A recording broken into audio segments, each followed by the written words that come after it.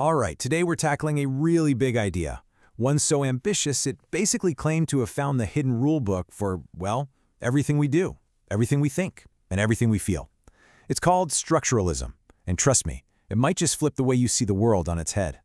So let me start by hitting you with a kind of provocative question. What if all those choices you think are yours, what you wear, what you eat, even who you fall in love with, what if they aren't really your choices at all?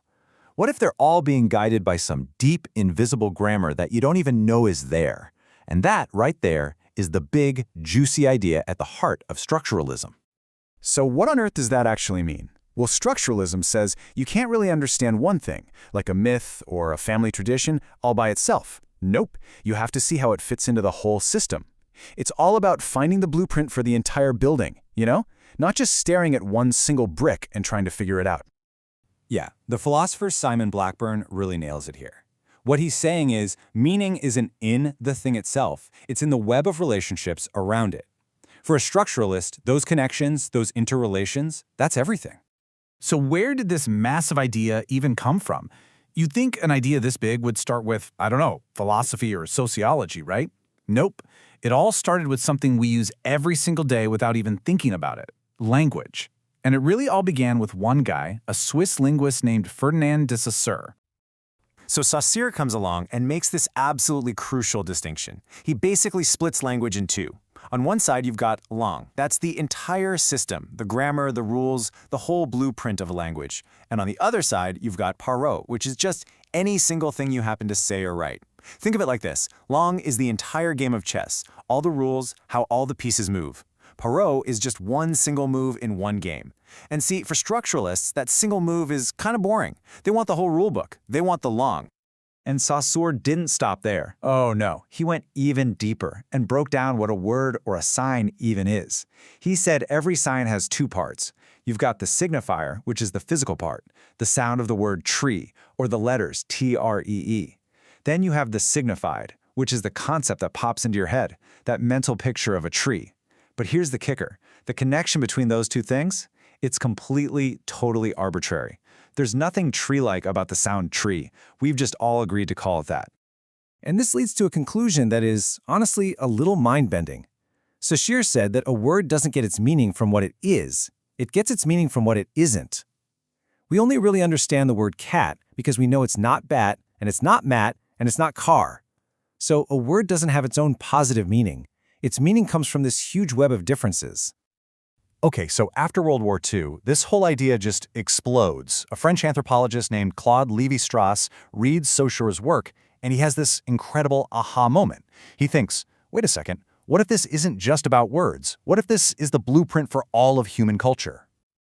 And man, when I say he applied it to everything, I mean everything. See, he wasn't just interested in one myth from one tribe.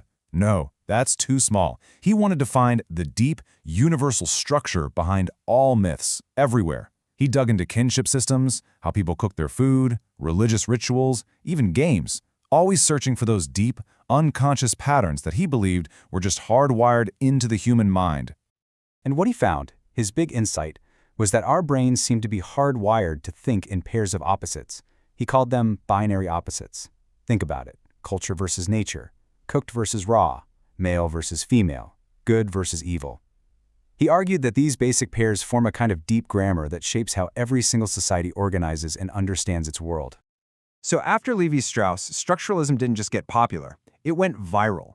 By the 1960s, it was pretty much the dominant intellectual force in France, and it was spreading all over the world.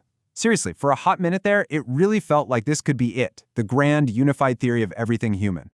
And its influence was just massive. All the big thinkers in the humanities started using its methods. You had Jacques Lacan using it for psychoanalysis, Roland Barthes for literature, Louis Althusser for Marxism. Even the early work of a giant like Michel Foucault was totally steeped in it. It was like structuralism was the master key, and it could unlock the secrets of absolutely everything. But you know how it goes. No empire lasts forever, especially intellectual ones. By the late 1960s, some serious cracks started to show in that rigid foundation. A new generation of thinkers, and a lot of them were people who'd actually started out as structuralists, began to poke holes in its core ideas.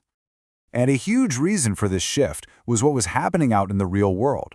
You had these massive student protests in Paris in May of 1968, and there was this deep, deep skepticism towards any kind of rigid top-down system.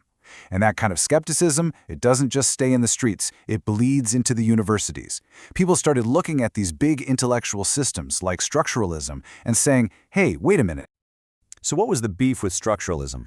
Well, it boiled down to a few big things. First, it was seen as ahistorical. It was great at taking a snapshot of a system, but it was terrible at explaining how that system changes over time. And even more importantly, it felt really deterministic. I mean, if we're all just cogs in some giant, invisible machine playing out a pre-written script, where does that leave free will? What about our ability to actually stand up and change the rules? Okay, so with all those problems, is structuralism just some dead idea from the history books? Not at all. Far from it, actually. Because while its dream of being a theory of everything definitely faded, its basic method, its way of analyzing things, left a huge mark, especially on how we understand stories. And this is where you can still see its power as a tool for analysis. A structuralist critic would look at two stories that seem totally different on the surface and say, nope, sorry, those are actually the same story, just in different clothes. Just think about Shakespeare's Romeo and Juliet and the musical West Side Story. On the surface, they're worlds apart, right? Renaissance Verona with swords and poetry versus 1950s New York City with street gangs. But a structuralist would just point out that they are the exact same story. The core structure is identical. You've got a boy, a girl, two opposing forces, a forbidden love, and a tragic ending. The surface details, the parole, are completely different, but the deep structure, the lung, is identical. And that really is the big takeaway here.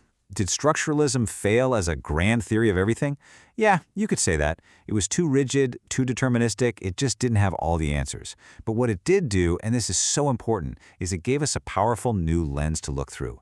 It taught us to always look underneath the surface, to question our own choices, and to see the invisible patterns that are quietly shaping our world. So, I'll leave you with this challenge.